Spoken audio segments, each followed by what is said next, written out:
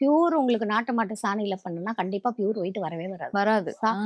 விபூதியோட நிறமே பார்த்தீங்கன்னா, சாம்பல் நிறம் தான். ஆதி காலத்துலேருந்து இன்னி வரையும் அதுதான். எப்படி பண்ணாலும் உங்களுக்கு அந்த ஒயிட்டிஷ் கலர் வந்து வராது. வராது.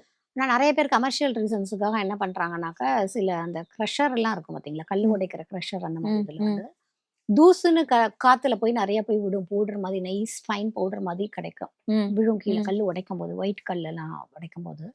அப்ப அந்த பவுடர வந்து அவங்க கலெக்ட் பண்ணிட்டு, இந்த இந்த ப்ராசஸும் பண்ணி, அதை இதையும் மிக்ஸ் பண்ணிருவாங்க. ம். மேஜர் அது போடுவாங்க. இது கம்மியா போடுவாங்க. அது தவிர்த்து பெர்ஃப்யூம்ஸ் ஆட் பண்ணுவாங்க. அதனால உங்கனால அது கண்டுபிடிக்க முடியாது. முடியாது. அது ஆனா பண்றது தப்பு ஆக்சுவலா. ஏன்னாக்கா விபூதி வந்து ஒரு நம்ப இதுல ட்ரெடிஷன்ல சொன்னது எல்லாமே வந்து மெடிசின் ஒரு மாதிரி. மெடிசினல் ஆ. இதுதான். நம்மளோட லிவிங் லைஃபே வந்து எல்லா விஷயங்கள் சொன்னது பழங்காலத்துல சொன்னது எல்லாமே வந்து நம்ம நல்லா உடல்நிலை நல்லா இருக்கணும், ஆரோக்கியமா இருக்கணுங்கிறதுக்கு சொன்னது. கோவில்ல விபூதி நெத்தியில வைப்பாங்க, வாயில வாயில போட்டுப்பாங்க, போட்டுப்பாங்க. எல்லாம் ஆ. பண்ணுவாங்க. இப்ப இந்த மாதிரி கல்லு பவுடர் குடுத்து வாயில போட்டோம்னா, அதனால தான் நெறைய டிசீஸ் வருது. ம்ஹ்ம். குழந்தைகள் வாங்குறாங்க, போடுறாங்க. அதெல்லாம் கஷ்டம் இல்ல. ஆமா. அது நெறைய பேர் வந்து பழனி சைடே நான் கேள்விப்பட்டேன் நெறைய பண்றாங்கன்ட்டு. ரொம்ப சங்கடமா இருந்தது அந்த மாரி பண்றதுக்கு.